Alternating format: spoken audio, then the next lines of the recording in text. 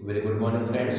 मैं हूं आपका दोस्त सौरभ श्रीवास्तव और English classes with Saurabh sir के साथ हम लोग पढ़ेंगे अब आइटम्स को। आइटम्स जिन्हें हम हिंदी में मुहावरे कहते हैं और मुहावरों से आप बड़े अच्छे से वाकिफ हैं। हमारी बातों को सुंदर बनाने की कला मुहावरों की मदद से आसानी से की जा सकती है। इंग्लिश में भी हम मुहावरों का प्रयोग करते हैं अपनी बातों को सुंदर बनाने के लिए। एग्जाम में इन मुहावरों द्वारा हम अच्छे मार्क्स पाते हैं और इस प्रकार से आइटम्स हमारे लिए बहुत जरूरी है।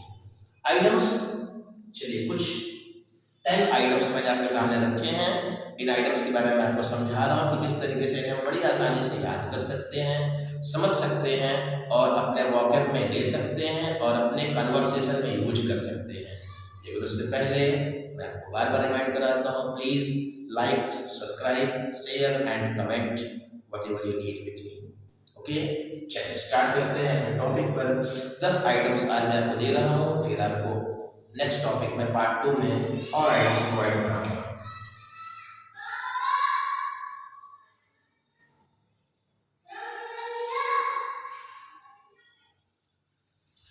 The first word of our item, हमारे आइटम का जो पहला शब्द है वो है आउट ऑफ पॉकेट। तो पहले हम समझे आउट ऑफ पॉकेट क्या है। आउट ऑफ पॉकेट, पॉकेट में हम रखते हैं पैसा और जब आउट ऑफ पॉकेट हो जाते हैं तो हमारे पास पैसा नहीं होता है, यानी हमारी जेब हो जाती है खाली। यानी जेब में जब कुछ ना हो तो उसे हम कह सकते हैं आउट ऑफ पॉकेट, यानी हमारे जेब में कुछ नहीं है, हमारे पॉकेट होने का कोई रोल नहीं है, हम पॉकेट से भी आउट हो गए, यानी पॉकेट होने का कोई रोल नहीं है। तो आप कह सकते हैं आउट ऑफ पॉकेट यानी खाली जेब। खाली जेब मीन्स क्या? खाली जेब तो हम लोगों ने समझने के लिए हमने लिख लिया। खाली जेब मीन्स क्या? जेब तो है लेकिन जेब की भूमिका क्या है? जेब आपके पैसों को सुरक्षित रखने के लिए होती है। तो खाली जेब यानी जेब में पैसे नहीं है, और जेब में पैसे नहीं है तो हम उसे क्या कहते हैं? हम उसे कहते हैं विदाउट मनी। तो आउट ऑफ पॉकेट इसे कहा जा सकता है विदाउट मनी, यानी बिना पैसों के। तो आउट ऑफ पॉकेट की सेकंड मीनिंग है विदाउट मनी।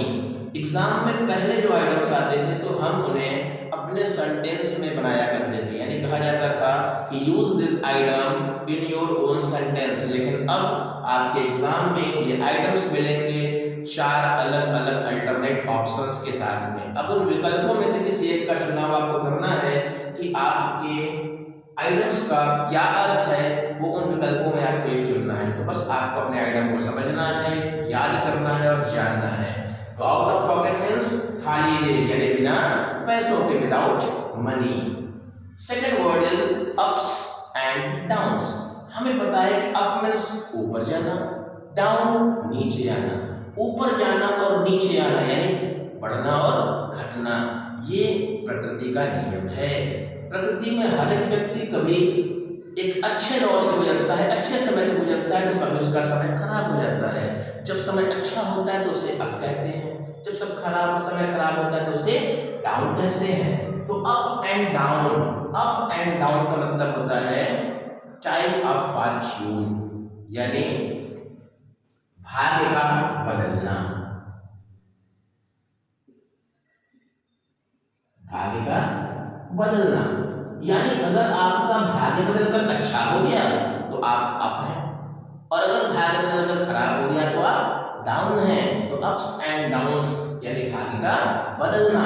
इसे आप कह सकते हैं change of Fortune, change of Fortune. Fortune means होता है दोस्तों भाग्य, और चेंज ऑफ फॉर्च्यून यानी भाग्य का बदलाव। तो भाग्य के बदलने को ही अप और डाउन कहा जाता है। अप यानी बेहतर भाग्य, डाउन यानी खराब भाग्य। और जीवन में हमारे भाग्य में, हमारे समय में उतार चढ़ाव लगा रहता है। ऐसे उतार चढ़ाव को भाग्य का बदलना यानी अप्स एंड डाउन्स कहा जाता है। There is a lots of ups and downs in everyone's life. हर किसी के जीवन में बहुत सारे उतार चढ़ाव, बहुत सारे बदलाव होते रहते हैं। चलिए अगले की बात करें, अंडर द नोज ऑफ। अगर हम इसकी हिंदी निकालें तो होगा नाक के नीचे से, नाक के नीचे से। जैसे कहा गया है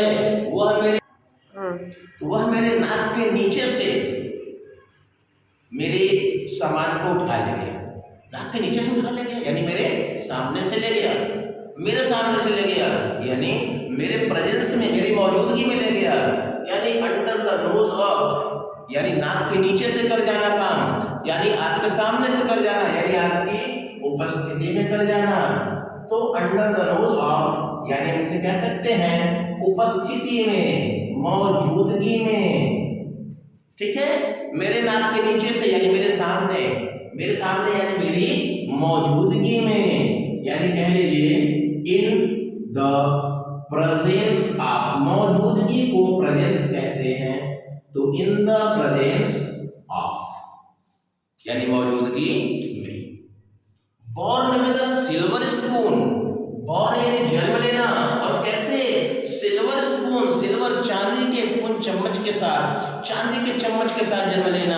अब किसी का जन्म ही ऐसे स्थान पर हो रहा है कि जो शुरुआती चम्मच है वो चांदी का मिले, तो चांदी का चम्मच यानी धनी व्यक्ति के घर जन्म लेना, यानी धनी कुल में जन्म लेना, धनी वर्ग में जन्म लेना, धनी व्यक्ति के घर जन्म लेना, धनी परिवार में जन्म लेना, इसे आप कह सकते हैं born with a silver spoon.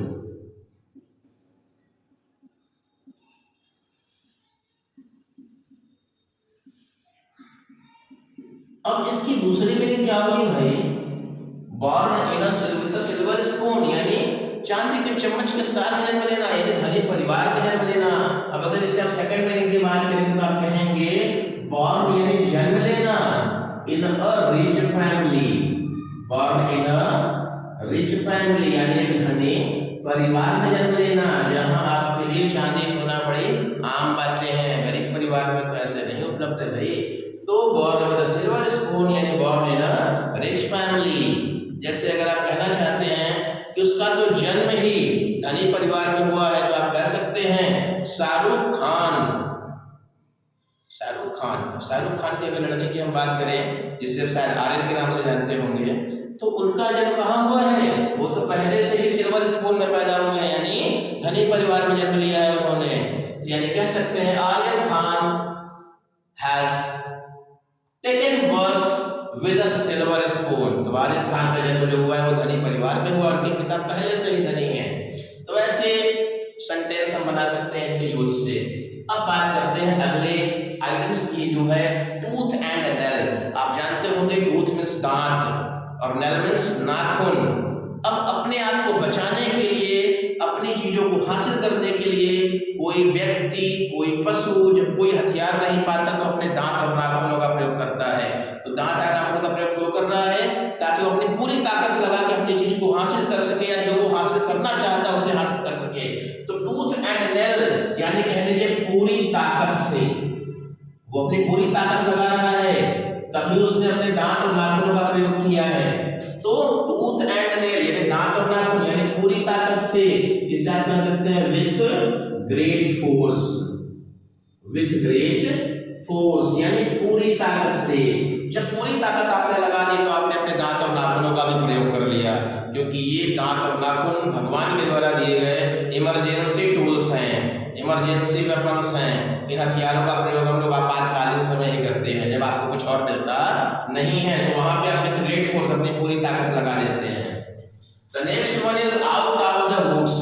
अब हम वुड जानते हैं, WWD, वुड मींस लकड़ी, लेकिन जैसे ही आपने वुड मींस लगाया ये बन गई लकड़ियां। तो लकड़ियां क्या है? लकड़ियां मटेरियल नाउन है, मटेरियल नाउन में कभी भी लकड़ी का प्लूरल नहीं होता। तो आप वुड्स की अगर बात करते हैं तो वुड्स मींस लकड़ी नहीं होता, ये हो जाता है जंगल।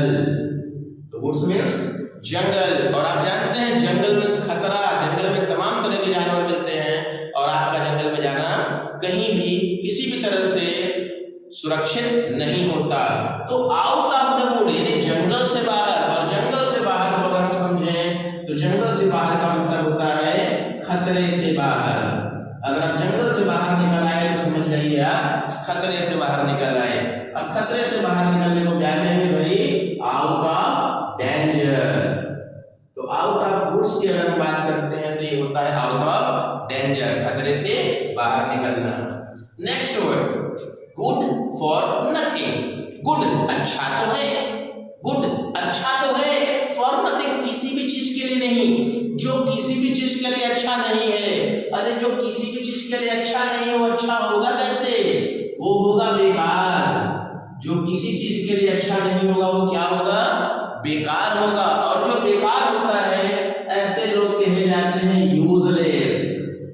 तो ऐसे यूजलेस लोग क्या कहलाते हैं? गुड फॉर नथिंग, यानी कह सकते हैं यूजलेस या यूजलेस फेलो आप नहीं कह सकते हैं। इन अ नटसेल, इन अ नटसेल, अगर हम नट सेल की बात करें तो हमें पता है कि ये नट जो है, नट मीन्स होती है कोठरी, सॉरी नट मीन्स होता है बादाम, बादाम को नट कहते हैं। और जब आप मूंगफली को फोड़ते हैं तो उसके अंदर छोटे छोटे से मूंगफलियां निकलती हैं। तो पहले क्या होता है? पहले होती है मूंगफली के ऊपर का कवर, और उस कवर को तोड़ने पर अंदर छोटी सी मूंगफली निकलती है। तो नट यानी हो गया मूंगफली, और सेल यानी हो गया उसके ऊपर का कोष। अब आप देखोगे कि कितना है, छोटा सा होता है। तो इन्हें नट सेल यानी बादाम की कोठरी में, बादाम की कोठरी कितनी बड़ी होती है भाई? छोटी सी होती है। अगर कोई बादाम की कोठरी में है यानी छोटी जगह पे, छोटे को कहते हैं संक्षेप, छोटे में संक्षिप्त में, संक्षेप में, और संक्षेप की इंग्लिश होती है भाई ब्रीफ। तो इन ब्रीफ, आप ब्रीफ नहीं याद कर सकते तो इन शॉर्ट कह सकते हैं। अगर किसी बात को आप कहना चाहते हैं तो इन शॉर्ट यानी संक्षेप में, या इन ब्रीफ संक्षेप में कह सकते हैं। अगला वर्ड है बेगर डिस्क्रिप्शन। बेगर जिसे हम जानते हैं भिखारी, भीख मांगने वाला, दैट इज बेगर। और डिस्क्रिप्शन, अगर इस डिस्क्रिप्शन की बात करें तो डिस्क्रिप्शन का मतलब होता है वर्णन। तो भिखारी का वर्णन, कभी आपने किसी किताब में भिखारी का वर्णन सुना है? कभी देखा है कि भिखारी के टॉपिक पे बातें हो रही हो? नहीं, भिखारियों का कोई बैकग्राउंड ही नहीं होता, पता ही नहीं होता कि वो है क्या, कहाँ से आए, कहाँ चले गए, कहाँ रहते हैं, कोई बैकग्राउंड नहीं होता। इसलिए भिखारियों का कोई वर्णन भी नहीं होता। तो भिखारी क्या है? इनका वर्णन नहीं हो सकता, और वर्णन नहीं हो सकता तो ये होते हैं वर्णन से बाहर, ये होते हैं वर्णन से बाहर, मतलब इनका वर्णन किया ही नहीं जा सकता।